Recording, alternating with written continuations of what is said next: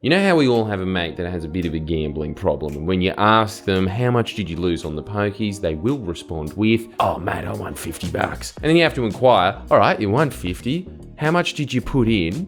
And they invariably respond, 300. So you put in 300 and you got 50 back. Yeah, I won $50, mate. I swear we all know someone who claims they know how to always win at the pokies.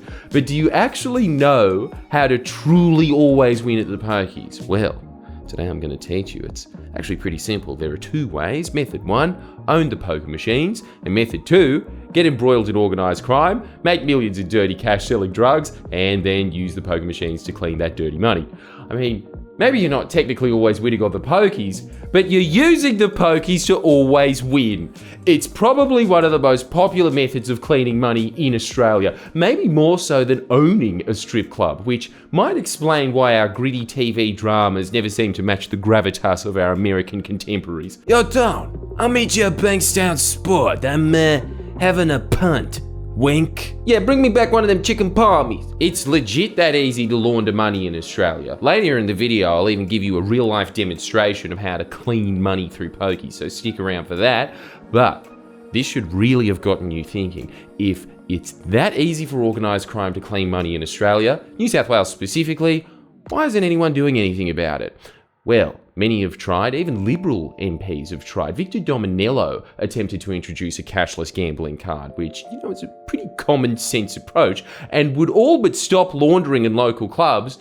But in return for this very mild proposal, he faced a relentless campaign from Clubs New South Wales, leading him to eventually lose the gambling portfolio last December. So if Clubs New South Wales can coup a Liberal minister, what luck does an average person have if they go against them? You may recall my video last year on whistleblower Troy Stoles. Troy used to work for Clubs New South Wales as an anti-money laundering compliance officer, so it was his job to monitor the rates of compliance in clubs with anti-money laundering laws, and spoiler alert, there's virtually no compliance at all. Troy eventually got so disillusioned with the reluctance of Clubs New South Wales to tackle its money laundering problem that he leaked an internal document to independent king, Andrew Wilkie. The document came from Clubs New South Wales themselves, and it detailed the fact that up to 95% of Clubs New South Wales members were failing to comply with anti-money laundering laws. In retaliation, Clubs New South Wales launched a case against Troy in the federal court. To say that this case has been taxing on Troy and his family would be an understatement. One of the more bizarre aspects of this case is the Clubs New South Wales effectively got the courts to chuck a gag order on Troy, meaning he couldn't talk about this ordeal. So for months, Troy has been forced into silence as Clubs New South Wales has exhausted as many legal avenues as possible to grind him down. Yet today, due to an extraordinarily tragic set of circumstances, Troy is breaking his gag order and has agreed to speak to us. My producer Christo sat down with Troy to hear his story, and after so many years in the industry, what he has to say is quite honestly astounding. This is a story about what happens if you try to take on the pokies lobby.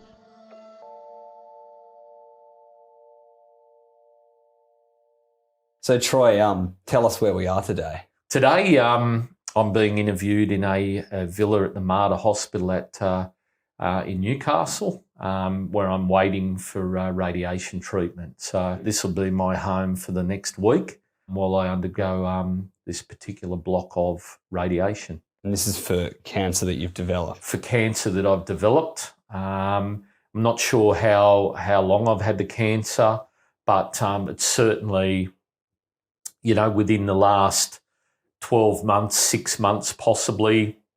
That's just a bit of a guess. But it has increased over the last few weeks from 3 tumours to 5. So it is spreading. I need to get a crack on with the radiation and the chemo, and also fit in a couple of hearings with Clubs New South Wales around my treatment. Hopefully the Mater's flexible with the treatment so I can make sure I'm in court to face Clubs New South Wales. To understand Troy's full story, you can't just start at the court case or the cancer he subsequently developed. You have to understand more about the figurative cancer that infests Clubs New South Wales. The cancer that it was his job to stamp out, money laundering through pokies in New South Wales. Did you see many instances of of behaviour that you'd categorise as looking like money laundering? Oh, absolutely. You'd see when I do an audit of a club, you'd see around the roulette machines, groups of individuals playing multiple roulette table machines. You would see individuals playing 2 machines at one time, maximum bet.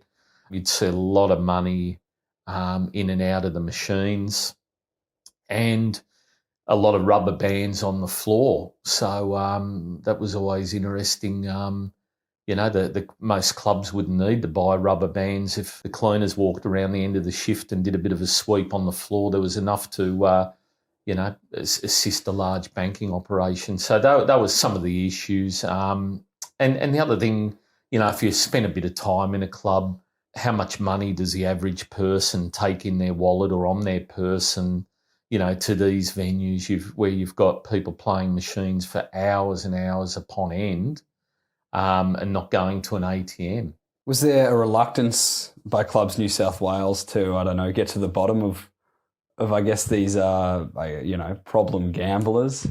Yeah, look, once again, it was the rhetoric that Clubs New South Wales as an organisation was already doing enough for the industry, and we hear about the club grant scheme, which in my view is no different to the, we saw the Liberal Party car parks and different rorts that the last federal Liberal government rolled out as sweeteners election time. So look, there's a lot of hand picking and the same old suspects, benefiting out of grants when there's a lot of organisations that want to hand out for help. So yeah, the process was an interesting one, particularly around having the majority of these schemes and programs run by Clubs New South Wales. It's really like letting the seagull into the fish and chip shop. So, in my view, there hasn't been enough oversight by regulators, state and federal, and Clubs New South Wales has grown into an untouchable beast as it is today. Obviously, there were massive issues at Clubs New South Wales that weighed on the conscience of Troy. In particular, Troy took issue with Barrington's, a company that supposedly provides anti-money laundering compliance training, having a strangely cosy relationship with Clubs New South Wales. Eventually, the lack of action on the part of clubs to deal with their money laundering issues became too much, so Troy blew the whistle. So what did you blow the whistle on that led Clubs New South Wales to retaliate? In 2019, the relationship was very, very bad with my manager. I had formed the view that Jim Terry was trying to get rid of me for the simple fact I'd brought all this attention to Barrington's. I was interfering with their financial relationship with Clubs New South Wales. Clubs New South Wales were obviously not going to do anything about it. I had reported it to ICAC and also to, as I said, to ASIC. They weren't going to do anything about it. So, I thought about it for a while, but bearing in mind I've already had these discussions on record with regulators prior to blowing the whistle.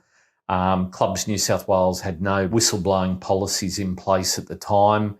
So, knowing the industry, I've been there 8 years, I put a call in Andrew Wilkie's office in Tasmania, knowing I could trust him. So I actually sent an email saying, I'm very concerned about the industry. I am a whistleblower. I want to talk to you. So that email went to, I sent that email to Andrew Wilkie's office in, I think about 8 weeks after I'd resigned from Clubs New South Wales. I thought about it, and then made the decision that I couldn't let it go. So I reached out to Andrew's office in Tasmania, and sometime after that I opened a dialogue up with his staff, and it led to me handing an internal document to Andrew Wilkie, which was authored by Jim Terry, the ClubSafe manager, and Anne Fitzgerald, the ClubSafe executive manager, outlining some of the issues around with AML, CTF and compliance in clubland at the time, and specifically it went right down to the points of only 5 to 10% of clubs at best are complying with AML legislation in the club industry. And that's quite alarming. 1,150 clubs. I think there's 750 reporting entities, somewhere around that are required to report to AUSTRAC because they've got 16 machines or more. But yeah, look, it's a little bit more complicated than actually that. But yeah, the levels I'd also witnessed of and low levels of compliance. I think Jim Terry and Anne Fitzgerald's estimation of 5 to 10% was probably a little bit high, in my view. I think you'd find a bit lower than that. I think they're being generous. And yeah, once I gave this very damning internal report signed off by Clubs New South Wales, presented to the board were well aware of this. They swept it under the carpet. They had a board meeting in May 19 or just after June, July. I'm not sure exactly, just after, and that paper was tabled. And Anthony Ball, the CEO at the time, made a decision that, she'll be right, mate. Barringtons are a bunch of good blokes. We've had a relationship with them for 20 years. We'll just keep ticking on as we are. Taking into account that Barringtons were paying gold tier membership to Clubs New South Wales, which I think was $75,000 a year at time, to be, rolled out and showcased around the industry as a vetted. The members thought that was giving them guarantee that Barringtons was a vetted and authentic company to do business with. So you gave, a document to an elected representative outlining essentially, Clubs New South Wales' own allegations of criminal activity happening in their club. Correct. In their venues. Correct. And so how did Clubs New South Wales retaliate to that action? They didn't take too kindly to that. First, I can say I wasn't the author of that document. It was the two executive manager and the manager.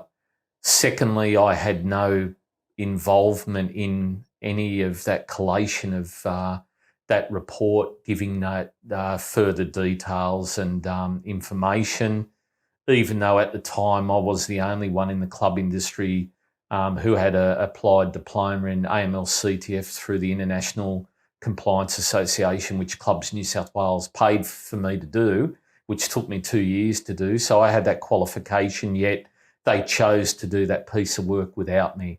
So mind-boggling, but that's how it runs in there. They run their own race, and if they tell you in a staff meeting that the white is wall and it's black, you've got to say that wall is white. Otherwise, there's trouble. So, they didn't take too kindly to that.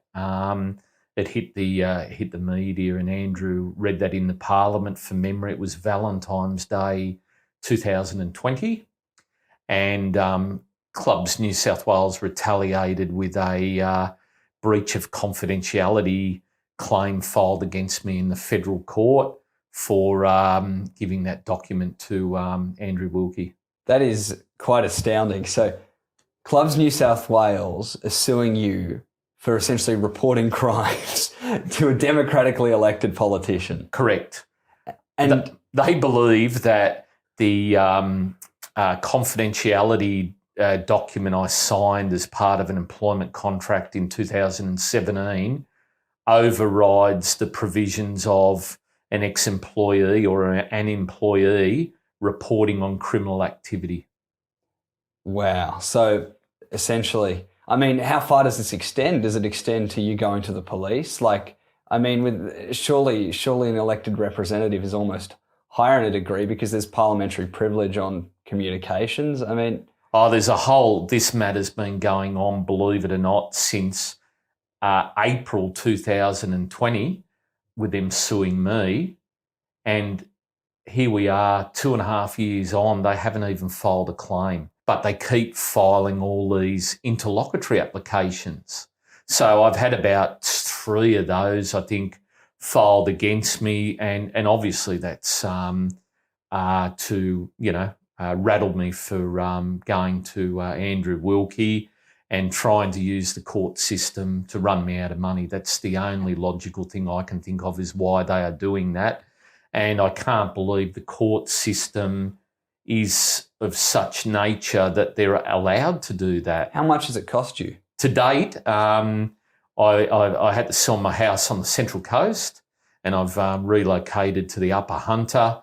Out of my own pocket, I've spent fighting Clubs New South Wales $750,000. So they've instantly cost you $750,000 because you reported crimes to a democratically elected politician. Correct. And the crimes that they were reaping the rewards of at the time, I reported this. As mentioned earlier, just wasting hundreds of thousands of Troy's dollars by suing him wasn't enough for Clubs. They went out of their way to muzzle him as well. From what I understand, Clubs New South Wales have also taken some quite remarkable steps in preventing you from talking to the media or telling anyone about what's happening to you. Correct. They've gagged me, and they're aware I've got the incriminating information on my laptop, and I'm officially breaking my gag order today. And I'm happy to go on record with you because of my recent diagnosis of cancer. So they gagged you. I'll get the timeline right. So they gagged you in the federal court. What did they argue when they gagged you?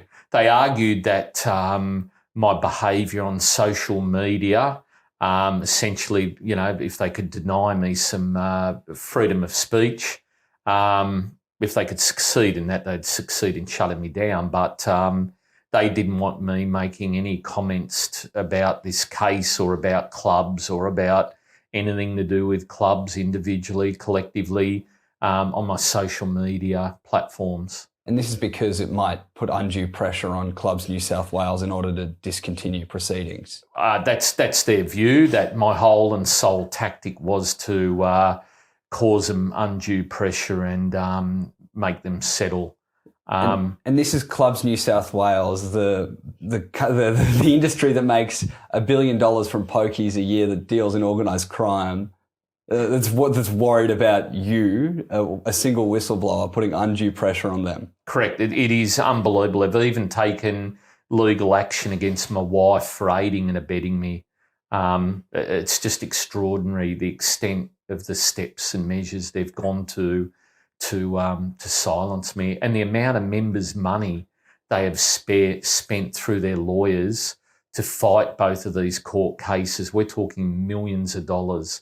Do the members know that Clubs New South Wales is spending their money?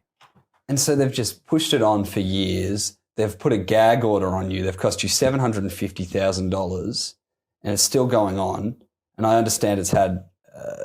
You believe you've now gotten incredibly sick. Look, any whistleblower that comes forward will tell you the toll it takes on your health, your mental health. I've been struggling with my mental health for 3.5 years, the last 2.5 years, plus very solidly.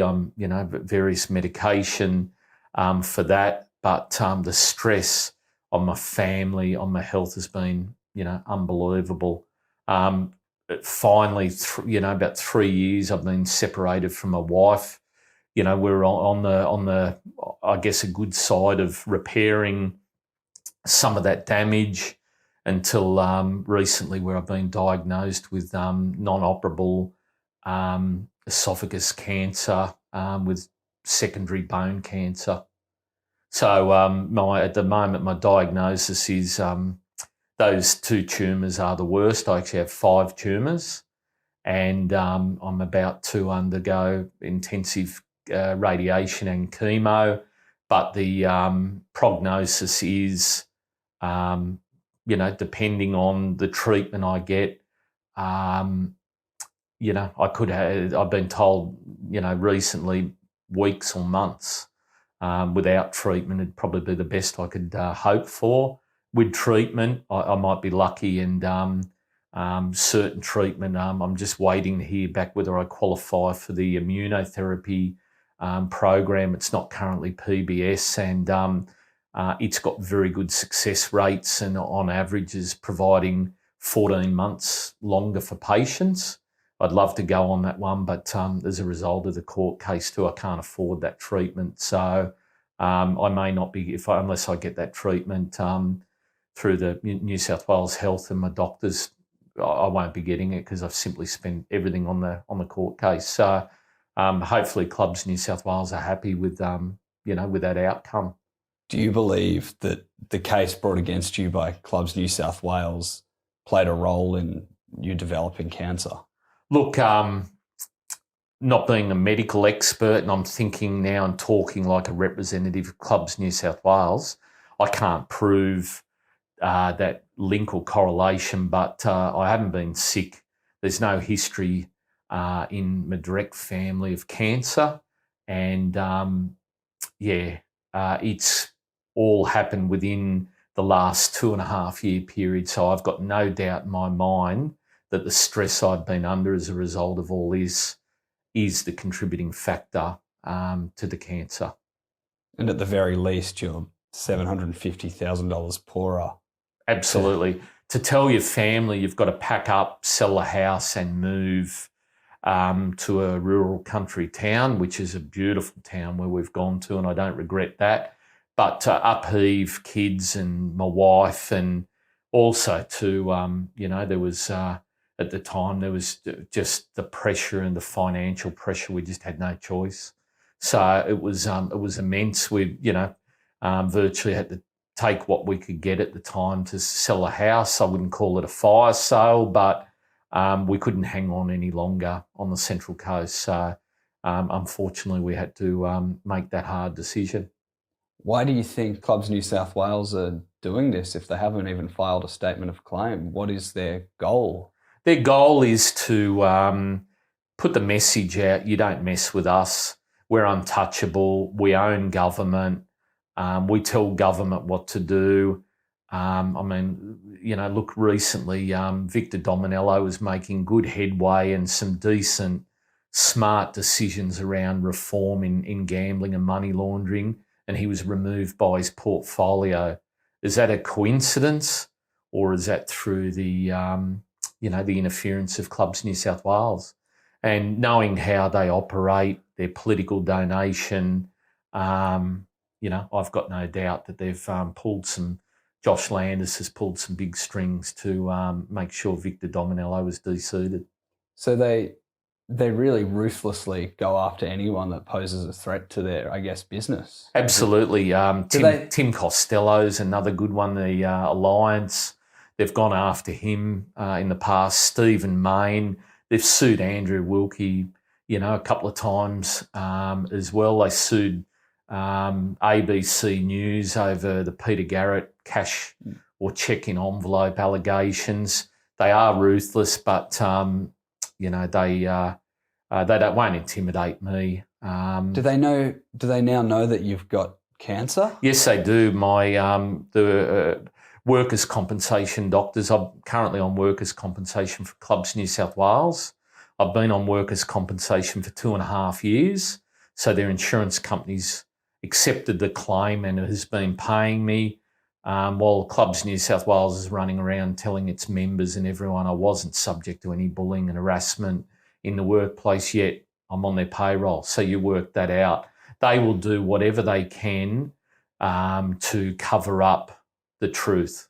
That's how they operate. And if they can destroy me, first my credibility, my bank account and my health, that's how they win, because no one will continue to stand up to their bullying. Has the cancer made them reconsider, made them go, maybe this isn't worth it, maybe this is just getting cruel and vindictive and, we're making billions, we don't need to go after one whistleblower? Look, quite to the contrary. They actually yesterday we had a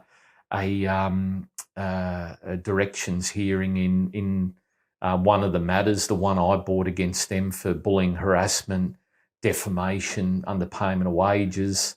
They've now, yesterday at the last minute, put on another interlocutory application in those proceedings. That's the first interlocutory application they put on in those proceedings, but they are well aware that not only my diagnosis, but my prognosis is I may, at this point in time, only have weeks to months left, and they've now brought on another court case in July just to cause me grief. Just to wear you down. Just to wear me down. And to wait it out. Yep. They are hopeful. Simple as this. I run out of money, I run out of steam and health, or I die, preferably the latter. It's just shocking. And how do you think these people rationalise it in their head when they do this to someone? Like, surely they know their own report that they wrote says that 95% of their venues aren't compliant with anti-money laundering laws. You tell that to a parliamentarian, and now they know that you did the right thing, and they're trying to... They are delirious in their own little world. They're right and everyone else is wrong. It is astounding. It is the organisation, and I'll go back to the staff meetings. You would have Anthony Ball up there, talking to the staff, and it was like being at in a cult. That is the level of ruthlessness harboured by the leadership of Clubs New South Wales. It's a level of ruthlessness only enabled by a sense of impunity, which has been endowed upon them by their political connections and, let's be honest, ability to buy government. Can you tell us about Clubs New South Wales, their political strategy and their political connections? Look, I throw my hand up. I did a stint, 7 years. I was in the Liberal Party before I got sick of the internal fighting and the backstabbing. But it's quite funny. You've got various executive managers and other people within the policy team at Clubs New South Wales that have a very, very strong relationship with both political parties. Obviously not the Greens, but Liberal and Labor. Some very, very close relationships where there'll be the sharing of staff. One example, the policy officer when I was there back in 15 or 16, Olivia Graham, she ended up leaving Clubs New South Wales and going to work for John Barilaro, one of his senior staff members. Jim Terry, before he became the Club Safe manager in November 18, he was the Chief of Staff to David Elliott, the New South Wales Transport Minister, who is very close to Anthony Ball, the former CEO of Clubs New South Wales. Anthony Ball was mentioned in David Elliott's maiden speech in 2011. Do politicians try and get jobs at Clubs New South Wales maybe after politics? Look, it's quite funny you mentioned that. I recall one, either an annual conference or a Clubs and Community, and I was involved in a conversation with the Transport Minister for New South Wales, David Elliott, and a couple of other colleagues who were Liberal Party members at the time. And David was very open and upfront about life after politics. He thought it'd be very good, and he would be very interested in becoming the chairman of Clubs New South Wales post-politics.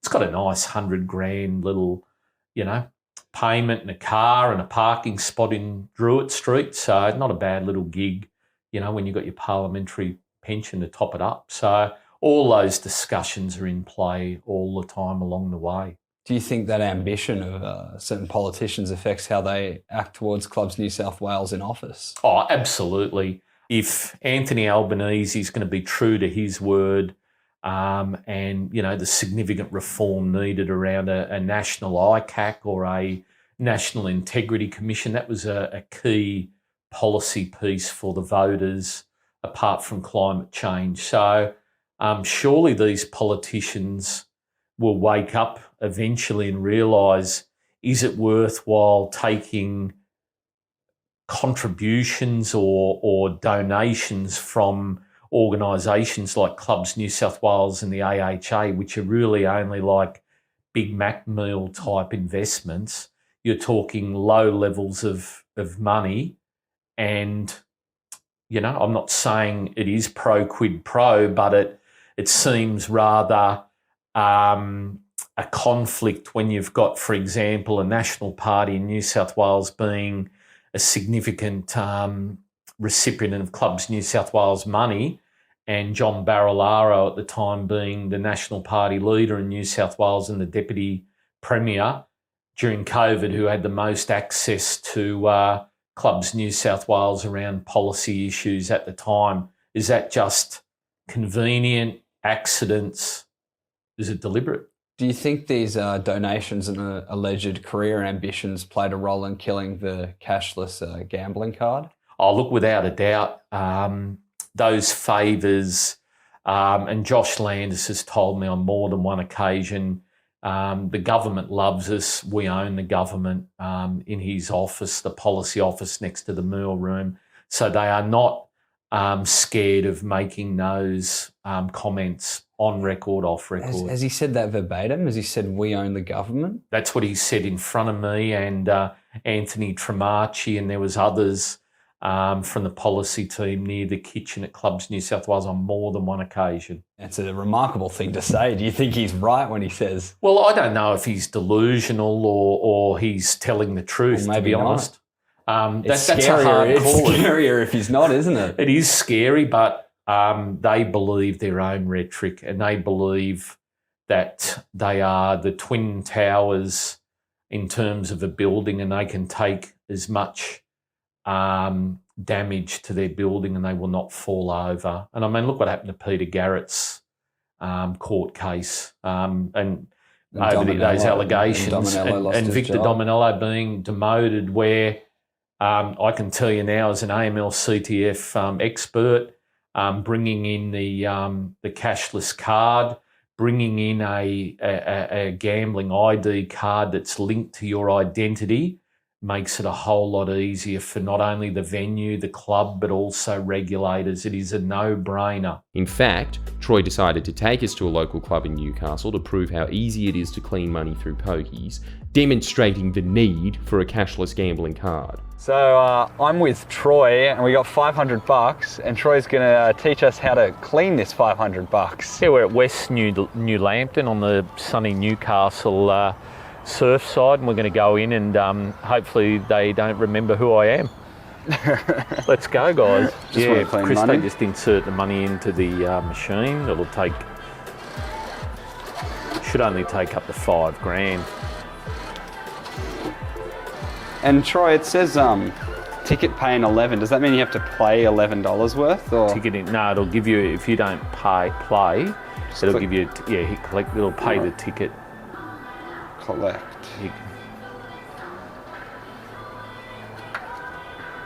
$500 cleaned, like in a matter of seconds. That's how easy it is, guys. No one else in the room. Away you go. We just go down, either cash that or get a check if you like down at the cash box. Easy. Are people meant to stop it? Are people meant to like come and check on us that we're not just putting in 500 and no, look, taking it out? There's an expectation. Hopefully you'll lose, and that's what they're hoping. So today you're a winner. Winner, chicken dinner. Winner. Didn't make the money from the pokies, made it from the drugs I was selling before. Yeah. We don't have to worry about that. It's no longer, what is it, Troy? No longer ice money. It's no longer ice money. Now it's money that you won at the club. Yeah. Congratulations. Another happy punter. Well done. Just like that. It's that easy. All Troy wanted to do was highlight the criminal activity Clubs New South Wales themselves suspected was taking place in their venues, and in return he got hit with a lawsuit that has cost him $750,000, forced him to sell his house, and he believes it was an exacerbating factor contributing to his terminal cancer. That is the power of one group. A group that pretends to be community spirited. It's not enough to get away with virtually no money laundering compliance, but they have to engage in a relentless and vicious campaign to destroy the lives of the people who attempt to hold them to account. So this question is fairly like confronting and brutal. You know, you've got cancer and doctors haven't been particularly optimistic about it. If, you know, you go down, what do you want your legacy to be in this battle with clubs? I want my legacy to be politicians to open their eyes and see we do have a problem with this industry. Some much needed reform. The industry is never going to disappear. we'll see over time some changes and poker machines will disappear, but we need some decent regulation and decent protection for our communities around money laundering, around organised crime, around drugs, and for our vulnerable people that have addictions. We need to make sure that they're protected too. And to say that it costs too much is absolutely ridiculous when these clubs are turning over tens and tens, if not hundreds of $1 million a year. It should be the cost of doing business. So I want to see some reform. We've got a very high situation with suicide in that sector as well. All these things need to be addressed. My eldest daughter's a primary school teacher. Surely it'd be nice that schools can move away from having to be able to provide a breakfast for kids, because the situation is they've come to school with no breakfast and no lunch. And we need to look at the cost of what these machines are doing health-wise to the society of people and put a actual dollar value on that. Have a look at what money the gaming machines are taking away from other sectors. If you're putting all your money through the poker machines, obviously you're not going to be able to spend money at restaurants, in retail, on holidays. How are those industries impacted by this industry? I mean, it's just got too big. It needs to be accountable. And I think time's right. We've got Albo in now, time for a change. I think hopefully the New South Wales Labor government gets in with Chris Minns next March, and they use some of this as election platform material. I'm not sure, but once again, there's some politicians in the Labor Party as well as the Liberal Party that are involved with the political donations. So what would you say to those politicians? Think long and hard about you taking a little bit of money. In the scheme of things, it is Big Mac money. You're better off going and buying your own Big Mac meal, because what you will be sawed of, your soul will be sawed at some point later. Make no mistake about it. It'll be the Grim Reaper and Josh Landis collecting. What would you say to Josh Landis? Josh Landis, George Paponis, the board of Clubs New South Wales, the executive managers. I'm still here. I'm not going away. And I really look forward to seeing you in court. And let's get the truth out there and let's get it on sooner than later.